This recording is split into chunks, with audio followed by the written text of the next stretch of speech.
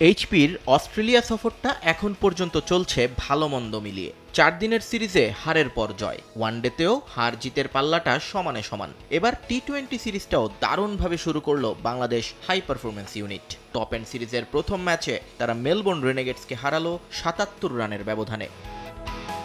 ম্যাচের টস ভাগ্য হেসেছিল স্বাগতিকদের পক্ষে, কিন্তু ডারউইনের গার্ডেন্স ওভালে প্রতিপক্ষ বাংলাদেশ এইচপি ইউনিটকে ব্যাটিংয়ে আমন্ত্রণ জানান রেনেগেডস অধিনায়ক। তাদের শুরুটাও হয় দুর্দান্ত।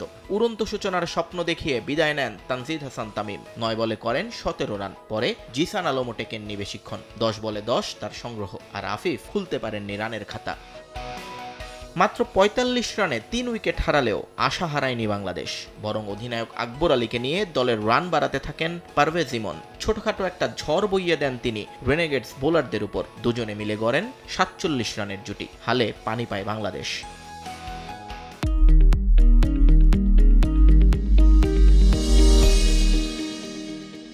আকবর ফিরলেও ইমনের সঙ্গী হয়ে রানের গতি সচল রাখেন শামীম পাটোয়ারি। দুজনে মিলে বাউন্ডারির মেলা বসান ডারউইনে। আউট হওয়ার আগে ৪৮ বলে ৬৯ রান করেন ইমন, যেখানে 4 ছিল 7টা আর ছক্কা 2টো। পরে শামীমের 25 আর আবু হায়দার রনির 13 রানে ভর করে ১৭০ রানের পুঁজি পায় এইচপি বাংলাদেশ।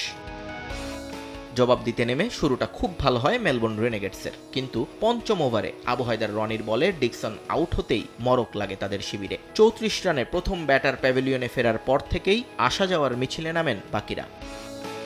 দলীয় ৫৪ রানে রাকিবুলের স্পিন ঘূর্ণিতে ফিরে যান ব্রাউন। এরপর ৫৬তে বিদায় নেন ম্যাকডোনাল্ড। শিকারী মুকিদুল হাসান মুগ্ধ। পরের জুটি থেকে আসে ১০ রান। সাদারল্যান্ডকে ফিরিয়ে সে জুটিটাও ভাঙেন তিনি। এরপর শুধুই এইচপি বোলারদের দাপট। ১২ রানের ব্যবধানে মেলবোর্ন হারায় তাদের শেষ 6 উইকেট। ৯৩ রানে অল আউট হয়ে যায় তারা। ৭৭ রানের জয় পায় লাল সবুজ। 3টি করে উইকেট পেয়েছেন রিপন মণ্ডল এবং রাকিবুল হাসান। নিয়ন মোহাইমিন, সময় সংবাদ।